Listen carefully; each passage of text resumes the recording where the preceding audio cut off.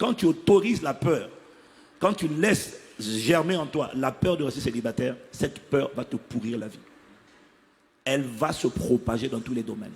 Tu vas te rendre compte que la peur, en fait, est devenue un système de pensée. La peur ne peut pas être la motivation.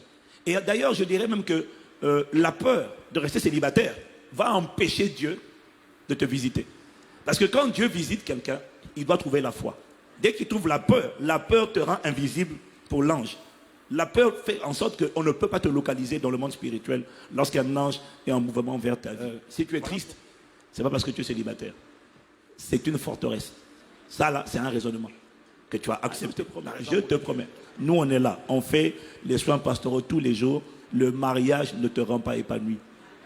Donc, la raison pour laquelle tu es triste, ce n'est pas à cause de ton célibat. Ce qui te rend triste, ce n'est pas le fait d'être célibataire.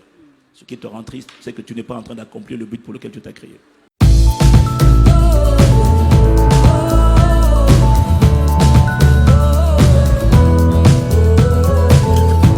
prends la question 1. C'est une sœur qui dit « Je suis célibataire et cette situation me rend triste. » Parfois, à mon avis, c'est souvent. Alors, je veux savoir comment attirer l'homme de ma destinée. Comment écouter la voix du Saint-Esprit sur l'homme que Dieu a choisi pour moi. Bon, je crois que ça concerne beaucoup de gens. Hein? Pour qui l'état civil célibataire, dès lors que je ne suis pas marié, je me sens triste. Bon, là vraiment, toi, il faut lire le livre. Hein, parce que la 7e mauvaise raison de se marier, c'est ce que j'aborde dans le livre, c'est les gens qui veulent se marier. C'est une mauvaise fondation par peur de rester célibataire sans enfant. Ou même si tu as enfant. Il y en a qui veulent se marier par peur de rester célibataire. Ça veut dire que la motivation du mariage, ce n'est pas le désir de construire, ce n'est pas d'accomplir une destinée, c'est, oh là là, surtout pas. C'est-à-dire qu'il y a une forteresse de la peur. Et dans le livre, j'explique que ce soit la peur de rester célibataire, la peur de tomber malade, la peur d'échouer, la peur de... Toutes les formes de peur, quand tu les autorises, quand tu laisses rentrer la peur va toujours se généraliser. Toujours. La peur, c'est le contraire de la foi. La Bible dit que celui qui doute est semblable au flot de la mer agité par le vent, qu'un tel homme ne s'imagine pas recevoir quelque chose de la part du Seigneur parce qu'il est inconstant et il est irrésolu dans toutes ses voies.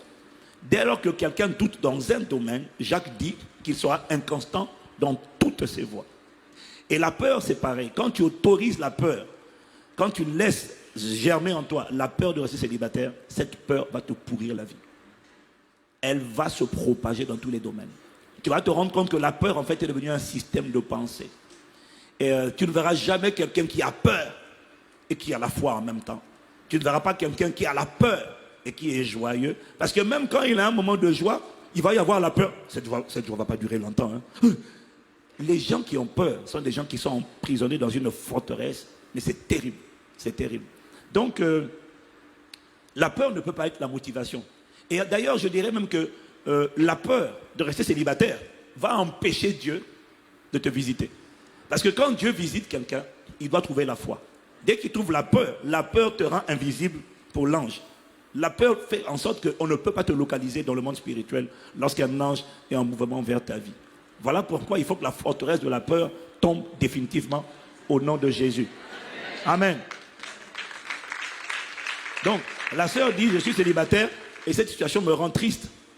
Mais si tu es triste parce que tu es célibataire, c'est-à-dire que tu es déjà... Bon, d'abord, tu es triste, ça veut dire que c'est le contraire de la joie.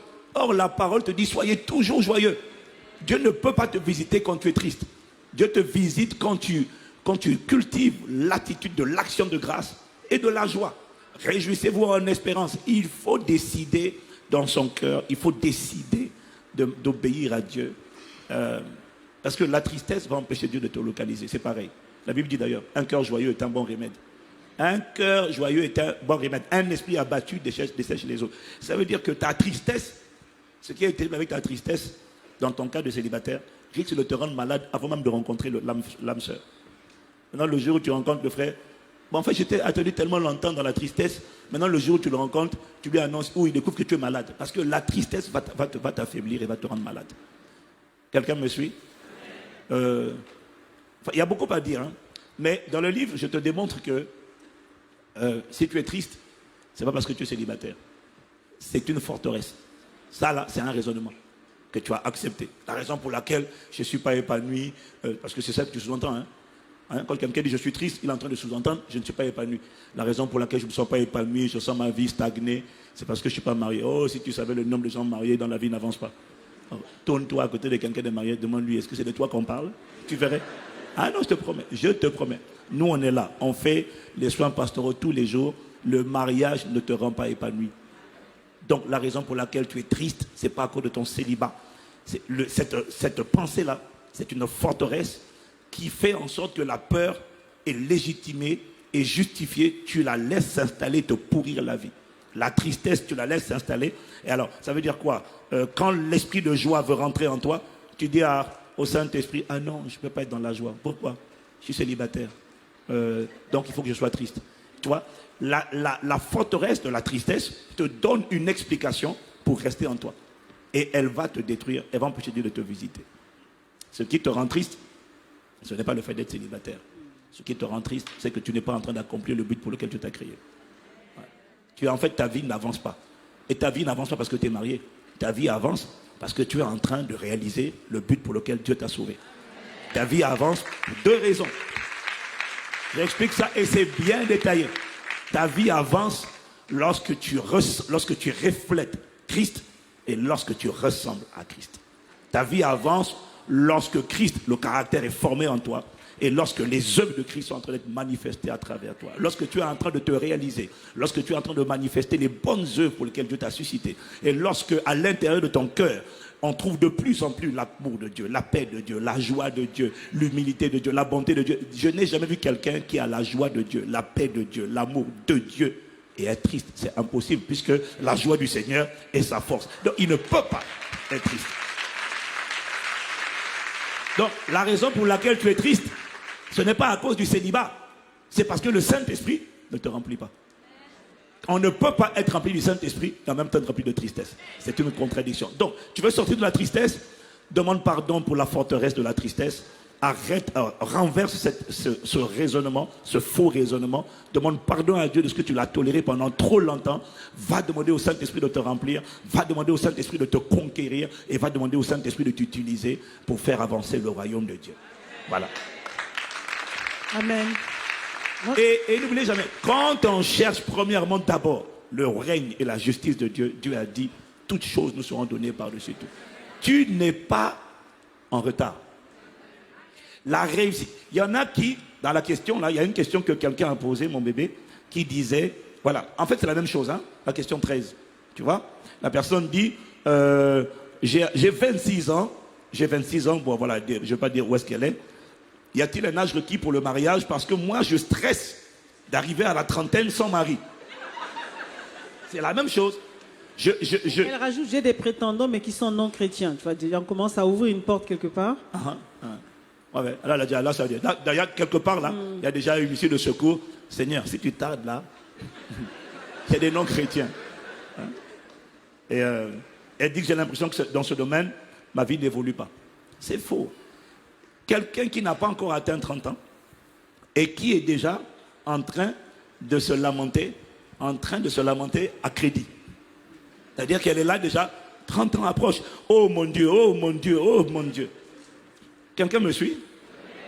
Bon, mais ça veut dire que c'est une forteresse, un système de pensée, c'est un poison que Satan a mis dans ton cœur et pour te pousser à faire des mauvais choix et à ne pas attendre. Donc ça veut dire qu'avant 30 ans, la voix que tu entends aujourd'hui va continuer à se faire plus pressante. Allez, ça arrive. C'était ton idéal.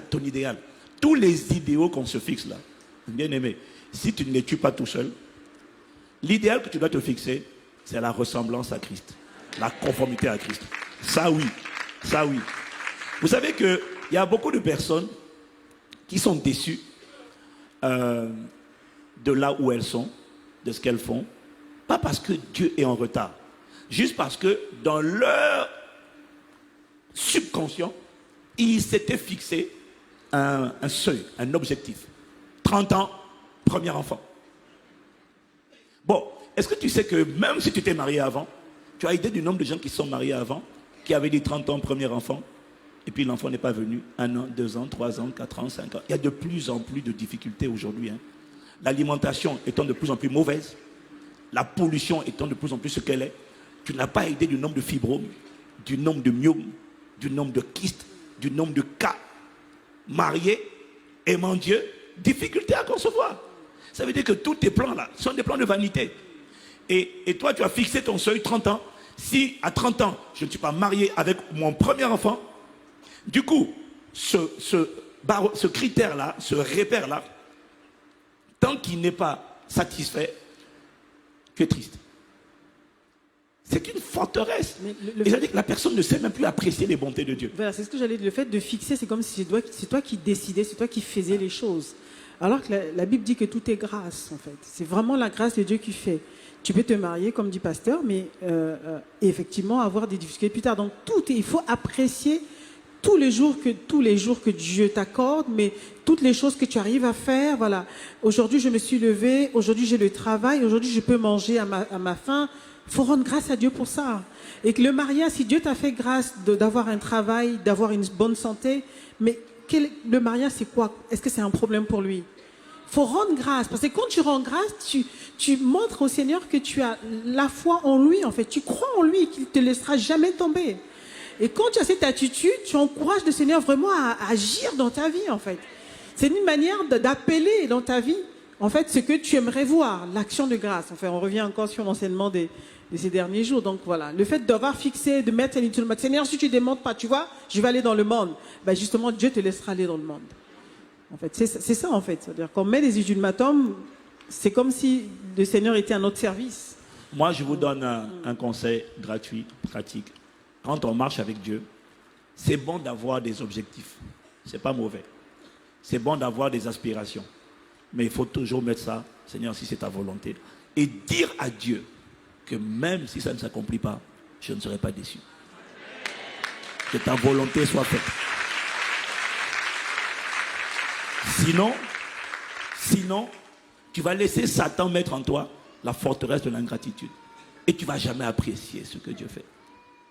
Or, parfois, tu n'étais pas loin de la faveur et de la miséricorde de Dieu, de la visitation de Dieu. Mais l'ingratitude, ne pas savoir apprécier, va tout bloquer. Donc, que ce ne soit pas ton partage.